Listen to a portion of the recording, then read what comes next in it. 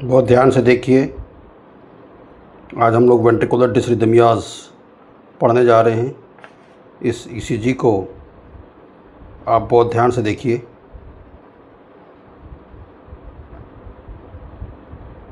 फिर मैं आपको इसको समझाऊंगा कि वेंट्रिकुलर डिसरिदमियाज होता क्या है। ठीक है, okay. Welcome to the nursing master channel once again. और अब तक हम लोग sinus node dysrhythmia, atrial dysrhythmias और अब हम लोग करेंगे वेंट्रिकुलर डिसरिदमियाज। ठीक है, बहुत इम्पॉर्टेंट है क्योंकि जो हमारे पल्स का रेट है, हमारे पल्स का जो रिदम है, that rhythm is depend on the ventricles. You know that we have a two ventricles, right ventricle and left ventricle. Right ventricle contract होता है तो ब्लड पल्मोनरी आर्टरी में जाता है, पल्मोनरी आर्टरी से लंग्स में जाता है, वहाँ पर उसका फिल्ट्रेशन होता है, जितना भी CO2 वगैरह रहती है वो सब बाहर चली जाती है और ऑक्सीजन लेके वो राइट एट्रियम से लेफ़्ट एट्रियम से लेफ़्ट वेंट्रिकल में आता है। फिर लेफ़्ट वेंट्रिकल जब कॉन्ट्रैक्ट होता है तो प्योर ब्लड को आयोटा के थ्रू पूरी बॉडी के अंदर स्पेल कर देता है या पूरी बॉडी के अंदर उसको डाल देता है। ठीक है, पूरी बॉडी के अंदर जाने का मतलब ये होता है कि that pure blood which contains oxygen that is for the cellular respiration. ठीक है, जब हम रेस्पिरेशन के विषय में बात करेंगे तब आपको हम बताएंगे कि सेलुलर रेस्पिरेशन होता क्या है। ओके, ठीक है, you can clearly see it. तो आज हम लोग वेंट्रिकुलर डिसरिदमियाज में पहला डिसरिदम करेंगे, that is a premature ventricular complex. Premature ventricular complex. ठीक है, एक नॉर्मल ईसीजी में मैंने आपको बताया था कि हमारे पास कितनी वेव्स होती हैं, 4 वेव होती है ना, सॉरी 5 वेव होती हैं। पी वेव, देन सॉरी तुम लोग भूलते हो इसलिए मुझे बार बार दिलाना पड़ता है। Suppose this is the base line, this is the P wave. So P wave, अबे यार तुम लोग मुझे भी पागल बना देते हो। पी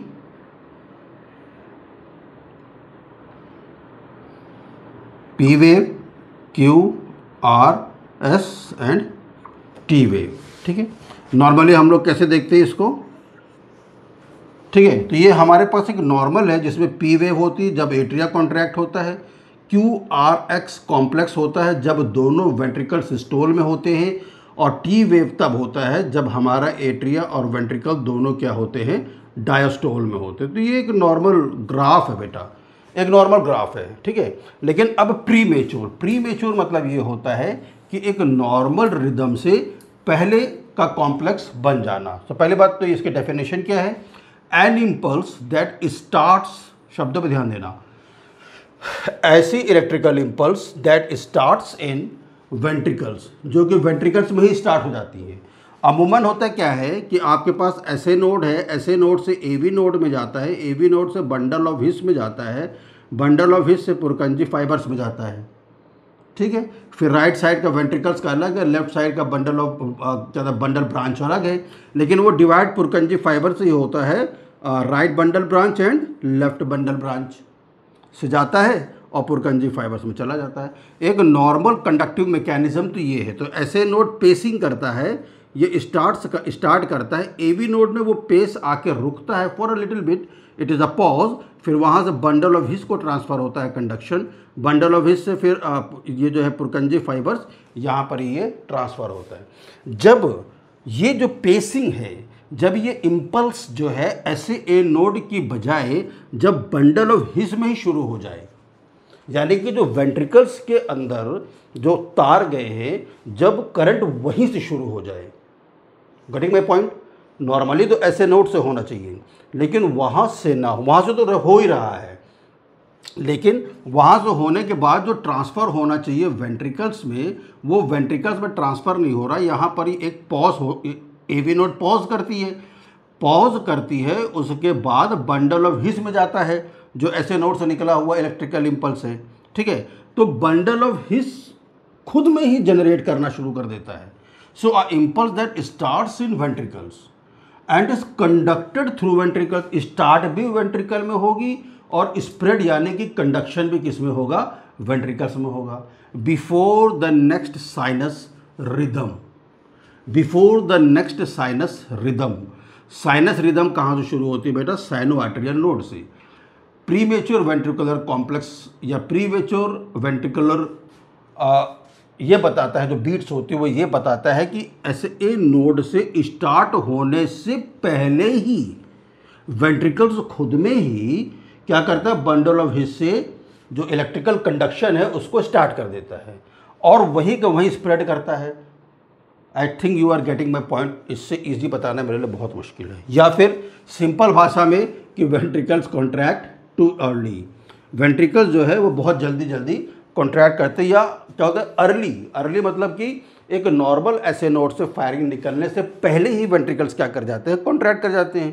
कायदे से तो ये होना चाहिए कि ऐसे node, A B node, bundle of His, Purkinje fibres यहाँ तक आना चाहिए, लेकिन यहाँ से निकलने के बाद जब इलेक्ट्रिक करंट ख़त्म हो जाता है फिर यहाँ से नेक्स्ट फायर शुरू होता है।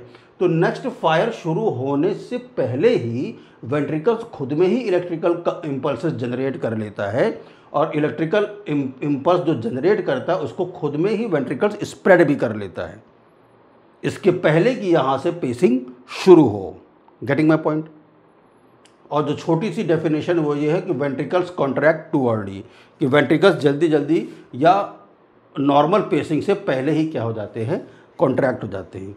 ऐसे तो ये नॉर्मल है और एसिम्प्टोमेटिक भी है, ठीक है। ये मोस्टली अनट्रीटेड होती है, इसको ट्रीट नहीं किया जाता है, पेशेंट को पता भी नहीं चलता है until and unless patient MI में आता है तब तक, ठीक है। या कोई ऐसे चेस्ट पेन की कंप्लेंट लेकर आता है या अनईजीनेस लेकर आता है, ठीक है, और टायर्डनेस लेकर आता है, तो उसका क्या करते हैं, ईसीजी कराते हैं। जब ईसीजी करते हैं तब उसमें ये रिदम पकड़ में आता है। तो स्टार्टिंग में मैंने आपको बुक का जो रिदम दिखाया था, ठीक है, जिस बुक से मेरे पास 4-5 किताबें हैं जिसमें से जो अच्छा ग्राफ है वो मैंने आपको दिखाया था और सेम ग्राफ वो यहीं पर ही है।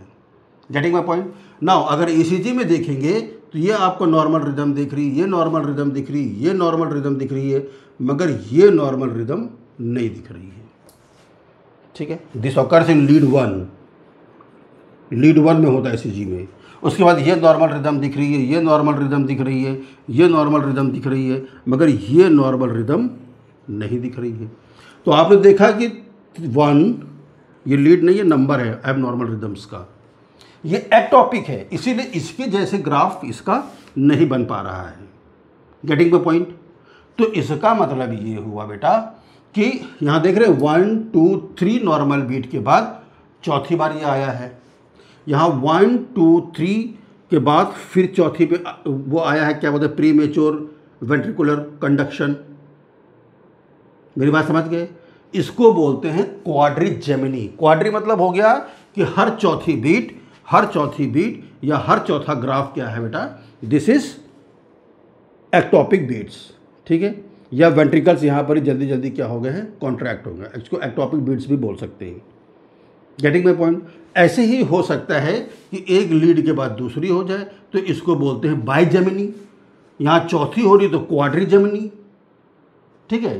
तो अब ये मत बोल देना 5वीं हो रही तो पेंटीजेमिनी, 6वीं हो रही तो हेक्साजेमिनी, ऐसा नहीं है, दूसरे या चौथे पे होता है या फिर रेगुलर ही होता है। Getting my point. नॉर्मली हम जो ईसीजी लेते हैं दैट इज़ फॉर 10 सेकेंड्स, ठीक है। अगर हम इस 10 सेकेंड्स की ईसीजी की बात करें यहाँ पर ही, तो यहाँ पर ही 2 बार हमारे पास क्या आ रही है, एक्टॉपिक बीट्स या प्री मेच्योर वेंट्रिकुलर बीट्स हमारे पास आ रही है। अब ईसीजी को ये तो खैर देखने से आपको पता चल रहा है, ठीक है, लेकिन ईसीजी को हमको इंटरप्रिटेशन भी तो करना पड़ेगा। सारा खेला जो दिल की रोग है, जो दिल लगा बैठते हो तुम, उस दिल लगाने में सारा खेला किस में समझ में आता है, ईसीजी में, ठीक है। ओके नाउ अब यहाँ पर हमको देखो, जब भी हम ईसीजी पढ़ते, मैंने आपको अगर हमारा ईसीजी पढ़ने का सही तरीका जो है, the correct interpretation of ECG का जो मैंने वीडियो बनाया है और आप लोगों ने उसे बहुत सुपरहिट भी किया है, उसको आप जाकर देखिएगा। मैंने आपको क्या क्या पढ़ते ईसीजी में वो दिखाया। यहाँ पर ही मैं आपके बार और इसके रिलेटेड बता रहा हूँ आपको, ठीक है। So ventricular and atrial rate ECG में हम जब देखेंगे तो वेंट्रिकुलर और एट्रियल रेट क्या होना चाहिए, नॉर्मल होना चाहिए। लेकिन यहाँ पर क्या है, डिपेंड करता है कि अंडरलाइंग रिदम क्या है। अब अंडरलाइंग रिदम क्या है यहाँ पर ही, दिस इज क्वाड्रिजेमिनी। अगर मान लो हर पहले के बाद दूसरी होती है तो दिस विल बी बाइजेमिनी। तो ये डिपेंड करता है। तो इस तरीके से हम वेंट्रिकुलर और एट्रियल रेट को निकालते हैं। अब हम निकालते हैं रिदम। रिदम इसलिए निकालते हैं कि एक नॉर्मल रिदम हमारे पास ऐसे ऐसे ऐसे ऐसे ऐसे नॉर्मल रिदम चलती रहनी चाहिए। लेकिन यहाँ देखेंगे कि ये नॉर्मल रिदम नहीं के बाद, जब ये नॉर्मल रिदम नहीं के बाद तो इसको क्या बोलते, जब वेंट्रिकुलर और एट्रियल रिदम को पढ़ेंगे दैट इज इर्रेगुलर। इर्रेगुलर क्यों हो रहा है, क्योंकि यहाँ पर ही एक्टोपिक या प्रीमेच्योर क्या हो जा रही है, क्यूआरएस कॉम्प्लेक्स बन जा रहा है। क्यूआरएस कॉम्प्लेक्स क्यों बनता है ये भी मैंने आपको बताया था, due to the ventricular contraction. जब वेंट्रिकल सिस्टोल होते हैं तभी क्यूआरएस कॉम्प्लेक्स बनता है। ये नीट का क्वेश्चन है। Okay, so ventricular and atrial rhythm क्या होगा, irregular due too early QRS. ठीक है, नीचे की लाइन हो सकता है ना दिख रही हो, इसको मैं मिटा दूं तो आप यहाँ मैं आपको समझा सकता हूँ। ओके, नाउ नेक्स्ट हम चीज़ देखेंगे बेटा, क्यूआरएस शेप। ये बहुत इंपॉर्टेंट है। क्यूआरएस शेप ईसीजी में देखना, दैट इज वेरी इंपॉर्टेंट। देखो कहीं दिख रहा है, इर्रेगुलर है और अजीब सा बना हुआ है। यहाँ दो दांत निकले हैं, यहाँ एक चोखा सा दांत निकला हुआ है। तो QRS shape will be what, irregular. QRS shape क्या होगा, इर्रेगुलर। बिज़ायर मतलब भयानक सा, बिज़ायर देख के आदमी पहले सोचेगा कि एमआई हो गया है, एबनॉर्मल। मेरी बात समझ रहे हैं आप लोग, ठीक है। देन पीआरएल, सॉरी क्या होता है, पीआर इंटरवल, पी और आर का इंटरवल, ये भी हम लोगों ने पढ़ा था। हालांकि नॉर्मल ईसीजी पढ़ने के लिए हमने तो सेगमेंट वगैरह सब पढ़े थे, लेकिन पीआर इंटरवल हम लोग देखते हैं। पीआर इंटरवल मतलब कि ये पी और इसका आर का इंटरवल कितना है। नॉर्मली 0.12 सेकेंड्स होना चाहिए। नॉर्मली पी और आर का जो इंटरवल है दैट इज 0.12 सेकेंड्स। लेकिन जब हम प्रीमेच्योर वेंट्रिकुलर बीट्स में देखेंगे तो that will be less than 0.12 seconds. Getting my point, ठीक है। देन हम क्या देखते हैं, पी और क्यू आर एस का रेशो। पी और क्यू आर एस का रेशो नॉर्मली 1:1 होना चाहिए, कि अगर जैसे 1 पी बन रहा है तो एक ही क्यू आर एस भी बनना चाहिए। टी की बात नहीं कर रहे, क्योंकि टी में जो दोनों डायस्टोल हो जाते हैं ना, एट्रियल और वेंट्रिकल दोनों। तो पी और क्यू 1:1 होना चाहिए नॉर्मली। लेकिन होता यहाँ पर क्या है कि जिस जगह पे प्रीमेच्योर वेंट्रिकुलर बीट्स बन रही है वहाँ पर ही पी क्या हो जाता है बेटा, नील हो जाता है। पी दिखाई नहीं देता है, 1:1। क्यूआरएस कॉम्प्लेक्स तो भी दिखाई दे रहा है, भले गंदा से दिखाई दे रहा है मगर दिखाई तो दे रहा है, ठीक है। लेकिन जब आगे बढ़ेंगे, कहीं और आप आगे बढ़ेंगे, ये मैंने 2 बनाया क्वाड्रिजेमिनी, ठीक है। लेकिन और आगे बढ़ेंगे तो कहीं कहीं भी पी हमको दिखाई देता है, तो 0:1 भी हो सकता है और 1:1 भी हो सकता है। तो क्या इसे हम नॉर्मल ईसीजी मानेंगे? बिल्कुल नहीं मानेंगे। हमने तुमको बता दिया है क्यों नहीं मानेंगे नॉर्मल ईसीजी, ठीक है। मेरी बात समझ गए। अब सिम्टोमेटिक साइन सिम्टम्स क्या हैं? आई think you get my point. मैंने इसका आपको इंटरप्रिटेशन बता दिया है एक्टोपिक वेंट्रिकुलर कॉन्ट्रैक्शन का। तो अब हम लोग देखते हैं साइन सिम्टम्स। इसको हटा देते हैं, अब बहुत हो गया, ईसीजी में उलझ जाओगे बेटा। ये थोड़ा सा कॉम्प्लेक्स है, लेकिन मुझे नहीं लगता है कि जो हम बता रहे हैं उससे तुमको ज़रा सा भी कॉम्प्लेक्स लगेगा बेटा। साइन सिम्टम इसका यूजुअली एसिम्टोमेटिक होता है। साइन सिम्टम इसका यूजुअली एसिम्टोमेटिक होता है, ठीक है। कोई सिम्टम इसमें ज़्यादा दिखाई नहीं देते और this is not a very serious condition. It is not a serious condition, पहली बात, ठीक है। यूजुअली इसको ट्रीट नहीं करते हैं, यूजुअली इसको ट्रीट नहीं किया जाता है, क्योंकि पहली बात तो पता भी नहीं चलता है। दूसरी बात, अगर कोई किसी पेशेंट को ऐसा कोई साइन सिम्टम दिखाई दिया, लेजीनेस का, टायर्डनेस का, थकावट का, उसको है ना, और वो क्या बोलते हैं जब कहीं चढ़ रहा है तो उसको टॉलरेट नहीं कर पा रहा है, पसीना उसको निकल आ रहा है, इस कंडीशन में जब वो आता है उसका ईसीजी करते तब कहीं जाके ये पता चलता है। या फिर पेशेंट को एमआई हो गया तो साथ में मालूम चलता, अदरवाइज ये पता भी नहीं चलता है। तो ये सिम्टोमेटिक होता है, उतना सीरियस नहीं होता है, इसको ट्रीट नहीं किया जाता है, यूजुअली नॉट ट्रीटेड, ठीक है। लेकिन अगर पेशेंट बार बार ऐसी कंप्लेंट लेकर आ रहा है और ऐसा ईसीजी बार बार अगर आ रहा है, तब पता चलता है कि उसको क्या है, डिसरिदमिया है। तो एंटी रिदमिक ड्रग उसको देते हैं, एंटी रिदमिक ड्रग, यानी कि वो जो रिदम्स जो गड़बड़ा रहे हैं उस रिदम को कंट्रोल कर ले, दैट इज अमायोडैरोन। अमायोडैरोन इसको दे देते हैं तो यूजुअली पेशेंट नॉर्मल हो जाता है, अगर इसके साथ कोई दूसरी अंडरलाइंग कॉज नहीं है। लेकिन अगर pre mature ventricular complex MI के साथ रिलेटेड हो गया है, अगर वो एमआई के साथ रिलेटेड हो गया है बेटा, तब क्या देते हैं, लिडोकेन इंजेक्शन आता है, इसे क्या देते हैं, लिडोकेन, जिससे फ़ायदा, दिस इज़ अ टेम्पररी, मतलब शॉर्ट टर्म के लिए है, लेकिन आपको बड़े अस्पताल या हायर सेंटर तक पहुंचने के लिए तब तक आपको समय क्या हो जाता है, मिल जाता है, शॉर्ट टर्म के लिए है, ठीक है। अब जैसे मान लो कि पेशेंट को थ्रोम्बोलाइटिस चल रहा है, थ्रोम्बोलाइटिस मतलब पेशेंट को डीवीटी वगैरह होगा, हाँ, डीप वेन थ्रोम्बोसिस वगैरह होगा, और उस थ्रोम्बोसिस को तोड़ने के लिए पेशेंट को थ्रोम्बोलाइटिस चल रहा होगा, जैसे हिपैरिन वगैरह है ना, अगर उसको दे रहे हैं पेशेंट को, उसके साथ साथ पेशेंट को अगर एमआई भी हो गया है तो, ठीक है, अगर पेशेंट को उसके साथ साथ एमआई भी है, मतलब कि पेशेंट को एमआई भी है, पेशेंट को थ्रोम्बोलाइटिक्स भी चल रहा है और साथ में पीवीसी भी हो गया है, पेशेंट जब एमआई होगा तो सीवियर चेस्ट पेन में आएगा। जब उसको देखेंगे, अगर पेशेंट को थ्रोम्बोलाइटिक्स चल रहा है और अगर हमारे 10 सेकेंड के ईसीजी में मान लीजिए 10 बार पीवीसी आ रहा है, एमआई तो है ही है, और 10 बार पीवीसी अगर आ रहा है, ठीक है, 10 बार पीवीसी आ रहा है, और ऐसा पेशेंट जो इसको क्या होता है, थ्रोम्बोलाइटिक्स को ले रहा है, ठीक, और जब ईसीजी कर रहे हैं तो एमआई के ग्राफ चेंजेस के साथ साथ उसको पीवीसी भी आ रहा है और 10 बार आ रहा है। लेकिन एक ऐसा पेशेंट है कि जिसको थ्रोम्बोलाइटिक्स नहीं चल रहा है, थ्रोम्बोलाइटिक्स नहीं चल रहा है, हिपैरिन वगैरह नहीं चल रहा है, लेकिन अगर उसको एमआई है साथ में तो, और उसका जो प्लस पीवीसी जो है अगर वो सिर्फ 5 बार आ रहा है, तो बताओ कौन सा खतरनाक है। मेरा क्वेश्चन समझ रहे हैं आप लोग, डिफ़िकल्ट नहीं होना चाहिए। ऐसा पेशेंट जिसको एमआई है, ठीक है, प्लस उसको थ्रोम्बोलाइटिक्स भी चल रही है, डीप वेन थ्रोम्बोसिस वगैरह होगा या इकोस्प्रिन वगैरह चल रहा होगा जो ब्लड थिनर्स होती हैं, ठीक है, लेकिन उसको एमआई भी हो गया साथ साथ में, उसको थ्रोम्बोलाइटिक्स भी चल रहा है, उसका ईसीजी किया गया, तो उसके बाद 10 पीवीसी आया, 10 पीवीसी में तो 10 बार ऐसे एबनॉर्मल बीट आई। मेरी बात समझ गए आप, ठीक है।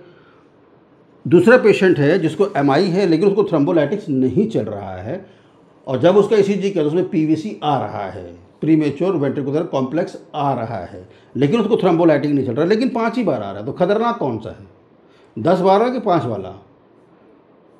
5 वाला, स्टूपिड, 5 वाला नहीं। खतरनाक कौन सा है, हम स्टूपिड, 5 वाला। क्यों? क्योंकि इसको थ्रोम्बोलाइटिक्स नहीं चल रहा है, और एमआई में क्या होता है बेटा कि आपका जो हार्ट का जो आउटपुट होता है, दैट आउटपुट इज़ डिक्रीज्ड। तो आउटपुट जब डिक्रीज हो जाता है उस कंडीशन में ज़्यादा से ज़्यादा ब्लड जमने के चांसेस होते हैं, क्योंकि फ्लो हो ही नहीं रहा है ना। हाँ बाबा, क्रिटिकल नहीं करो। तो जिसको 5 बार आ रहा है लेकिन वो थ्रोम्बोलाइटिक्स नहीं खा रहा है, एमआई भी हो गया है, 5 बार पीवीसी भी आ रहा है, वो ज़्यादा डेंजरस है, बशर्ते इसके कि जिसको 10 बार आ रहा है लेकिन उसका ब्लड नहीं जमेगा, नहीं क्लॉट होगा, क्योंकि उस साथ साथ में थ्रोम्बोलाइटिक्स भी ले रहा है। वो ओकेजनली एमआई आ गया तो क्या करोगे? You are getting my point, ठीक है। बट अगर ये पीवीसी कंटिन्यूस आ रहा है, पेशेंट के ईसीजी में पीवीसी प्रीमेच्योर वेंट्रिकुलर कॉम्प्लेक्स अगर कंटिन्यूस आ रहा है, हालांकि एसिम्प्टोमेटिक है, लेकिन पेशेंट 4-5 बार आ चुका है, 4-5 बार ईसीजी किया है, तो इसका मतलब ये है कि प्रीमेच्योर वेंट्रिकुलर कॉम्प्लेक्स रेगुलरली अगर आ रहा है तो एमआई भी नहीं है। इस इंडिकेटिव ऑफ, ये क्या इंडिकेट करता है? वेंट्रिकुलर टेकीकार्डिया, ये डेंजरस स्टेज है। सो प्रीमेच्योर वेंट्रिकुलर कॉम्प्लेक्स अगर पेशेंट को लगातार आ रहा है, साथ में अगर एमआई नहीं है, ठीक है, कंप्लेंट लेकर आता है, ईसीजी करते हैं, और अगर उसमें पीवीसी आ रहा है तो that PVC is a indicative of, ये इंडिकेट कर रहा है कि पेशेंट वेंट्रिकुलर टेकिकार्डिया की ओर जा रहा है। ठीक है, वेंट्रिकुलर टेकिकार्डिया हमारा नेक्स्ट टॉपिक होगा वेंट्रिकुलर डिसरिथमियास का, कि जिसमें पेशेंट का डेथ भी हो जाता है। मेरी बात समझ रहे हैं आप? अगर ये टॉपिक नहीं समझ में आया है बेटा, तो इस टॉपिक में जो भी क्वेश्चंस होगा, जो भी क्वेरी होगी, आप उससे मुझे ज़रूर से कमेंट में बताइएगा। और मैंने कोशिश किया है, क्योंकि ये सिम्टोमेटिक है, इसमें ध्यान भी नहीं देते, और मोस्टली इसी जगह डॉक्टर भी बोल देता है सब ठीक है, नॉर्मल है, चलो ये दवा खाओ, हो गया, सब ठीक है। ठीक है, लेकिन अगर ये रेगुलर हो रहा है तो दैट कुड कन्वर्ट इनटू, और that is the indication of ventricular tachycardia in future.